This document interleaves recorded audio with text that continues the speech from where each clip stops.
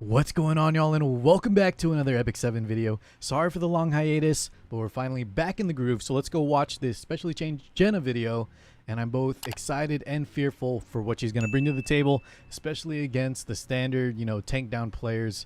She's looking kind of scary. But before we start, the password for the chest is Indomitable, so get your free leaves and your gold. And without further ado, let's get into it. I'm glad to be back, boys. All right, y'all, I got the Epic 7 Shepherd Jena preview loaded up. Let's check it out.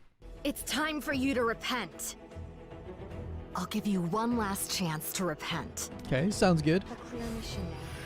What do you think about her look? The new fit, the new style. I like the white and black. Not a big fan of the... Not a big fan of the hat, though. Jena was tasked with judging and But she looks choosing a good. punishment for some cultists.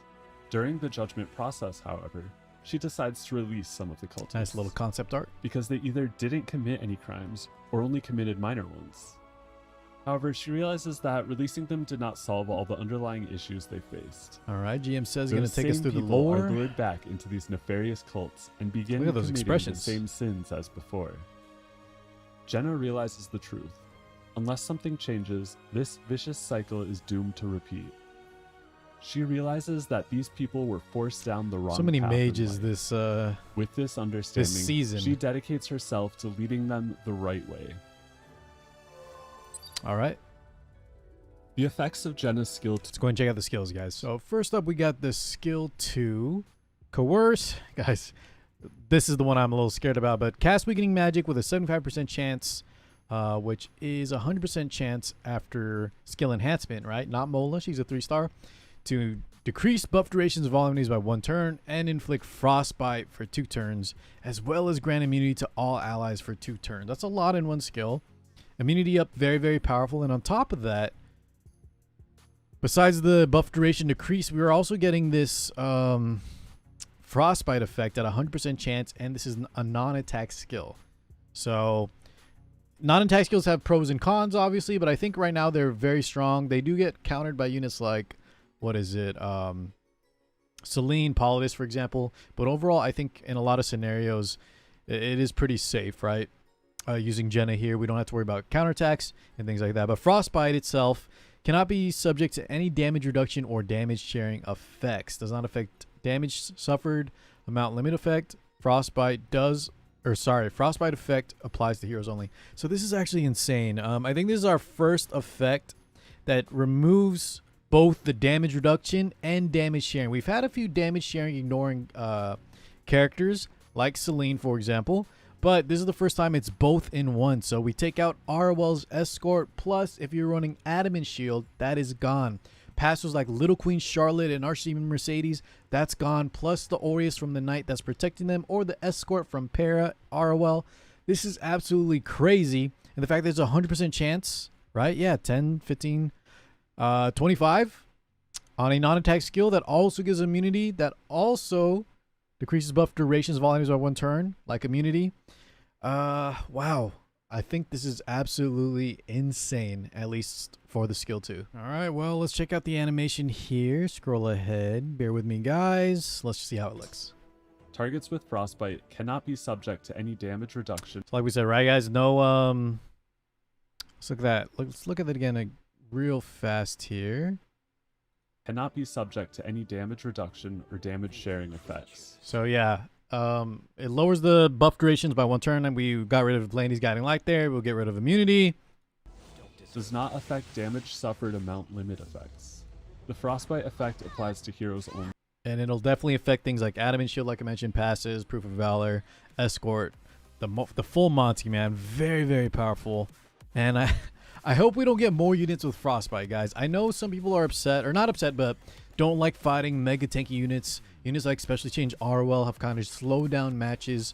But in all honesty, guys, especially at higher levels, the meta right now, the playstyles are very aggressive.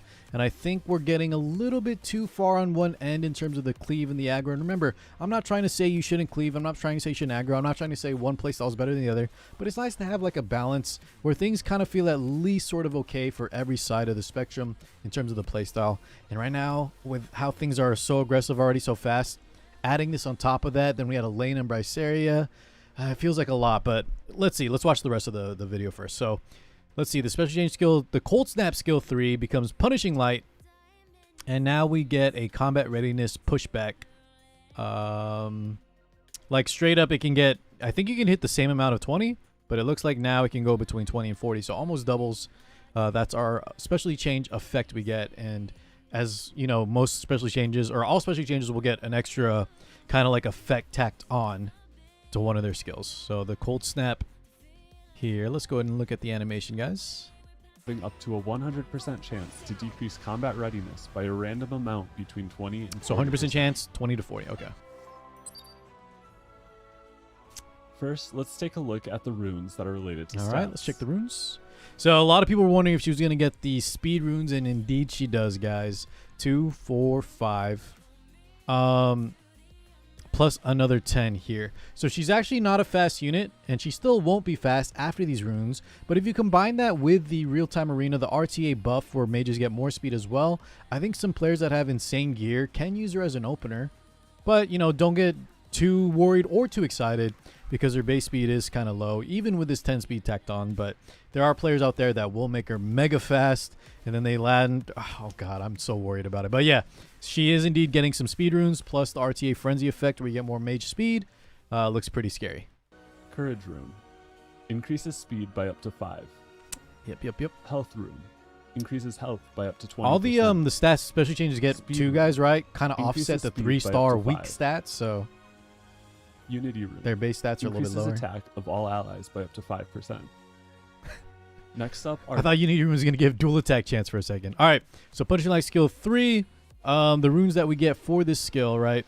The one that got additional effects, the increased combat readiness. We get the increased chance to D-break as well for 2, 4, 5%. Which I believe, guys, it's... we'll figure out the total here. Let me go back to Punishing Light real fast. Where was it? I need to see the skill enhancements on it. They didn't show it here on this page. But if you guys know, let me know in the comments what the total is after this relic rune. I'd appreciate it, boys. Otherwise, I'm going to go back in the game and check it myself. But I may not be able to include it in the video. But we'll see the total amount there. But there will be increased chance for D-break, and that is also very powerful, right? Defense break, super powerful in the game. I know for a fact it doesn't reach 100. But yeah, I'm curious to see the total. I'm going to guess like 75. Faith rune increases damage dealt by Punishing Light by another 10%. Okay. Looks increases Punishing Light's chance to decrease defense by up to 5%. Very strong runes for the skill 3. When this skill is fully enhanced, has up to an 80% Guys, I spent all that time talking, and Mr. GM says, had my back here. I said 75. It's 80% after these runes. Okay. chance to decrease defense. Faith rune. Increases damage dealt by I got a little ahead of Punishing Light by up myself. to Sorry, 10%. boys. Okay. Freeze rune. After using Another rune. Freeze rune. After using Punishing Light when the target has Frostbite, has a 5, 10, 15% chance to silence. Wow. We get silence on top of that? Punishing Light, when the target has Frostbite, has up to a 30% So 30% chance to total. silence for 1 turn. So skill 2 leading into skill 3, right? We get an additional chance on top of that. 30 very low, but when you play the numbers game, you know, it all adds up. And Achievement rune. I don't think they showed... After using They didn't Coerce, show them has hitting up a silencer. to 100% chance to increase All right, well, on the skill 2, Coerce, after using Coerce, has a 50, 79, 100% chance to increase combat readiness of the ally with the highest attack, except for the caster, by 15%. Very combat strong. readiness of the ally with the highest attack, except for the caster, by 15%. Goes on to our carry unit, our Burn highest rune. attack unit. Increases Cold Blow's chance to stun by up to 5%. Wedge Okay. rune. Additional stun After chance. using Cold Blow, when the target has Frostbite, decreases combat readiness of the target by up to 20%. So a lot of combat readiness manipulation, right? She gets that 20 to 40 push back, an additional 20% here, and she also 15% pushes an ally with the highest attack too. Lots of combat readiness manipulation on the field. A Shepherd of Virtue who punishes cultists. Players can begin doing Shepherd Jena's specialty change starting January 5th. 5th, guys. Thank you. This week. All right. let's pause and we'll recap here in just a sec. All right, guys, I opened up the in-game journal just real quick to double check the percentages. Remember, I was asking about the D-break. It all looks good here, but I wanted to show y'all, in case you didn't know what Jena does in general, because the special change video doesn't cover the whole thing. She did get buffed recently, but also keep in mind that she has a soul burn, grants an extra turn effect on the skill 2. So combined with the speed runes, if you have some crazy speed gear, you can run her as an opener with that RTA frenzy bonus speed as well. We get that 100% chance to remove or decrease buff durations of enemies like immunity, and then we grant our self immunity or entire team immunity for 2 turns. We have Toggle Hells. We use an extra turn here, then we lead straight into the cold snap, get more combat readiness manipulation, AoE defense break, as well as just extra silences, push-ups for the highest attack ally. She does a lot in that opener, as well as D-break, like I mentioned, and stopping all sorts of mitigation between damage share and damage reduction effects. I think Jena, we'll have to see how easy it is for the players to, I'm sure the Giga Whales, the high-end players, will be able to run her very fast, but I wonder how your average player will be able to run her, if they can run her as an opener or if she's going to get contested. It's going to depend big time on your gear, but I think if you can get her fast, I think she's really, really crazy, and I'm so not looking forward to fighting her, guys. I'm very, very scared about this. I think she brings control, defense break, combat readiness manipulation in terms of tempo. She just does so much, and I think, yeah, I think she's definitely going to see some play here, so get to building her, guys. And yeah, I think we'll wrap things up there, especially Chain Jena looking very, very scary. Let me know what y'all think. Let me know what you think about her new look. And thanks so much for watching, guys. I'll catch you all in the next one. Peace out, everybody.